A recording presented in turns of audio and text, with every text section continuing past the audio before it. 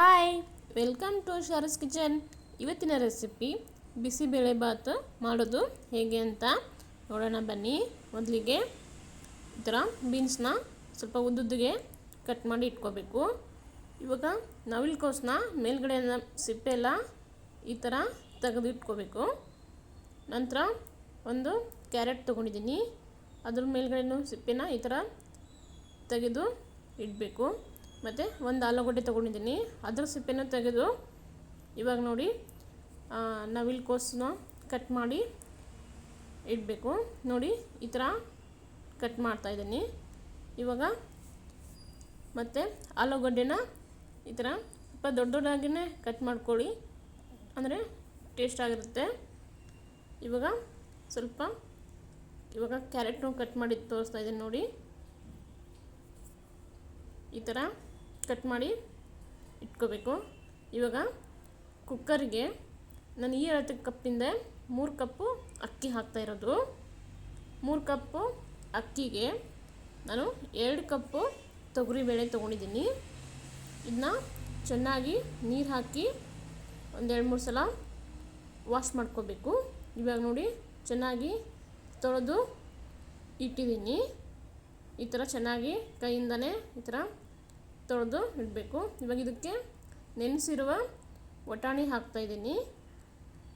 ಆವಾಗಲೇ ಕಟ್ ಮಾಡಿ ಇಟ್ಟಿದ್ವಲ್ಲ ಬೀನ್ಸು, ಅವನ್ನ ಹಾಕ್ತಾಯಿದ್ದೀನಿ. ಇವಾಗ ನೋಡಿ ಬೀನ್ಸ್ ಹಾಕಿ ಕಟ್ ಮಾಡಿರೋ ಕ್ಯಾರೆಟ್ ಹಾಕಬೇಕು. ಆಮೇಲೆ ಇವಾಗ ಮತ್ತೆ ಆಲೂಗಡ್ಡೆ ಮತ್ತು ನವಿಲುಕೋಸು ಮತ್ತು 2 ಈರುಳ್ಳಿನ ಈ ಥರ ಉದ್ದಗೆ ಕಟ್ ಮಾಡಿದ್ದೀನಿ. ಮತ್ತು 1 ಹುಳಿ ಇರೋ ಟೊಮೆಟೊ ತೊಗೊಂಡಿದ್ದೀನಿ, ಅದನ್ನು ಈ ಥರ ಹಾಕಿ ಇದಕ್ಕೆ ಇವಾಗ ಸ್ವಲ್ಪ ಅರಿಶಿಣ ಪುಡಿ ಹಾಕಿ ಮತ್ತು ರುಚಿಗೆ ತಕ್ಕಷ್ಟು ಉಪ್ಪು ಹಾಕಿ ಇದಕ್ಕೆ ಎಷ್ಟು ನೀರು ಹಿಡಿಯುತ್ತೋ ಅಷ್ಟು ನೀರು ಹಾಕಿ, ನಾನು ಕೈ ಅಳತೆಯಿಂದ ನೋಡಿ ನೀರು ಹಾಕ್ತಾಯಿದ್ದೀನಿ. ನಿಮಗೆ ಅಳತೆಗೆ ಗ್ಲಾಸ್ ಅಳತೆ ಇದ್ದರೆ ಅದೇ ಥರನೂ ಹಾಕ್ಕೋಬೋದು. ನಾನು ಇಷ್ಟು ನೀರು ಹಾಕಿದ್ದೀನಿ. ಇವಾಗ ಇದನ್ನು ಕುಕ್ಕರ್ ಮುಚ್ಚಳ ಮುಚ್ಚಿ 3 ವಿಸಲ್ಲು ಕೂಗಿಸ್ಬೇಕು.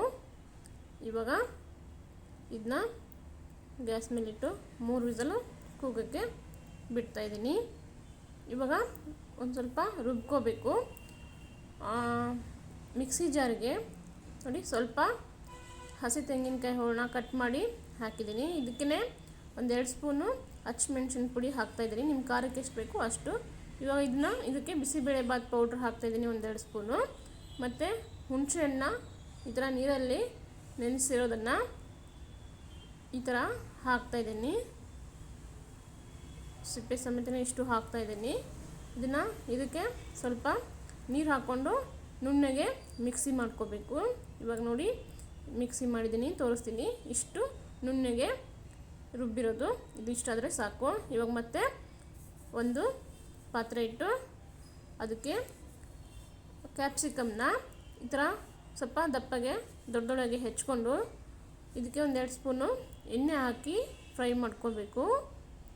ಈ ಥರ ಮಾಡಿ ನೋಡಿ, ತುಂಬ ಟೇಸ್ಟಾಗಿರುತ್ತೆ. ಮತ್ತು ಇದಕ್ಕೆ ನಾನು ಫಾರಮ್ ಟೊಮೊಟೊ ತೊಗೊಂಡಿದ್ದೀನಿ 2, ಅದರಲ್ಲಿರೋ ಬೀಜ ಎಲ್ಲ ತೆಗೆದು ಅದನ್ನು ಇದಕ್ಕೆ ಹಾಕಿ ಮತ್ತು 1-2 ನಿಮಿಷ ಫ್ರೈ ಮಾಡ್ಕೋಬೇಕು. ಇದು ಸ್ವಲ್ಪ ಜಾಸ್ತಿ ಫ್ರೈ ಆಗಬಾರ್ದು, ಇಷ್ಟ ಫ್ರೈ ಆದರೆ ಸಾಕು. ಇವಾಗ ಇದನ್ನು ತೆಗೆದಿಟ್ಟು ಮತ್ತೆ ಒಂದು ಪಾತ್ರೆಗೆ ಸ್ವಲ್ಪ ಎಣ್ಣೆ, 2 ಸ್ಪೂನು ಇಲ್ಲ 1 ಸ್ಪೂನು ತುಪ್ಪ ಹಾಕ್ಕೊಳ್ಳಿ. ಇದು ಸ್ವಲ್ಪ ಬಿಸಿ ಆದಮೇಲೆ ಸ್ವಲ್ಪ ಸಾಸಿವೆ ಎಲ್ಲ ಚಟಪಟ ಅಂದಮೇಲೆ ಸ್ವಲ್ಪ ಜೀರಿಗೆ ಹಾಕಬೇಕು. ಇವಾಗ ಸ್ವಲ್ಪ ಕರಿಬೇವು ಸೊಪ್ಪು ಹಾಕಿ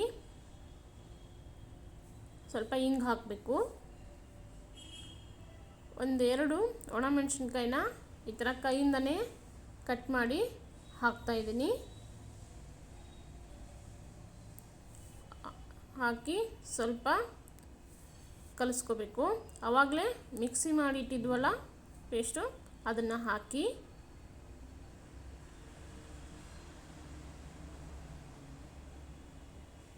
ಇವಾಗ ಸ್ವಲ್ಪ ಕಲಿಸ್ಕೊಳ್ಳಿ.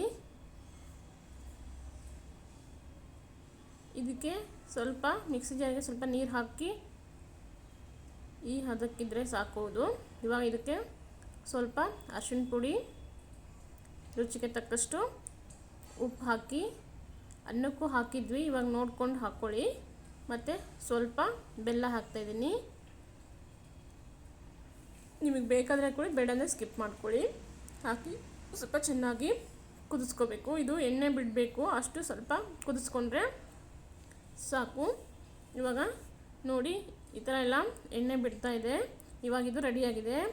ಆವಾಗಲೇ ಕುಕ್ಕರ್ ಇಟ್ಟಿದ್ವಲ್ಲ, ಅದು ಸೀಟಿ ಹೊಡೆದು ಕೂಲಾಗಿದೆ. ಇವಾಗ ತೆಗೆದು ತೋರಿಸ್ತಾ ಇದೆ ನೋಡಿ, ಇಷ್ಟು ಚೆನ್ನಾಗಿ ಬೆಂದಿದೆ. ಇವಾಗ ಇದನ್ನು ಈ ಥರ ಸ್ವಲ್ಪ ಕಲಿಸ್ಕೊಂಡು ಆವಾಗಲೇ ಒಗ್ಗರಣೆ ಮಾಡಿಟ್ಟಿದ್ವಲ್ಲ ಅದನ್ನು ಹಾಕಬೇಕು. ಇವಾಗ ಇದಕ್ಕೆ ನೋಡಿ ಹಾಕಿ ಮತ್ತು ಸ್ವಲ್ಪ ಕಲಿಸ್ಕೋಬೇಕು. ಇದು ಗಟ್ಟಿ ಅನಿಸಿದ್ರೆ ಮತ್ತು ಅವಾಗ ಅದೇ ಬಾಳಿಗೆಗೆ ಸ್ವಲ್ಪ ನೀರು ಹಾಕ್ಕೊಂಡು ಕಲಸಿ ಇದಕ್ಕೆ ಹಾಕ್ಕೊಳ್ಳಿ. ಆವಾಗ ಸ್ವಲ್ಪ ತೆಳ್ಳಗಾಗುತ್ತೆ, ಚೆನ್ನಾಗಾಗುತ್ತೆ. ಇವಾಗ ನೋಡಿ ಈ ಹದಕ್ಕಿದ್ರೆ ಇದು ಸರಿ ಇದೆ. ಇವಾಗ ಇದಕ್ಕೆ ಮತ್ತೆ 1-2 ಸ್ಪೂನು ಬಿಸಿಬೇಳೆಬಾತ್ ಪೌಡ್ರು ಹಾಕ್ತಾಯಿದ್ದೀನಿ. ಈ ಟೈಮಲ್ಲಿ ನೀವು ಉಪ್ಪು ನೋಡ್ಕೊಳ್ಳಿ, ಸ್ವಲ್ಪ ಕಡಿಮೆ ಅನಿಸಿದ್ರೆ ಮತ್ತೆ ಹಾಕ್ಕೊಳ್ಳಿ. ಮತ್ತು ಆವಾಗಲೇ ಕ್ಯಾಪ್ಸಿಕಮ್ಮು ಟೊಮೊಟೊ ಫ್ರೈ ಮಾಡಿಟ್ಟಿದ್ವಲ್ಲ ಅದನ್ನು ಹಾಕ್ಕೊಳ್ಳಿ. ಮತ್ತು ಸ್ವಲ್ಪ ಕಟ್ ಮಾಡಿರೋ ಕೊತ್ತಂಬರಿ ಸೊಪ್ಪು ಹಾಕಿ ಮತ್ತು ಎಲ್ಲನೂ ಮಿಕ್ಸ್ ಮಾಡ್ಕೊಳ್ಳಿ.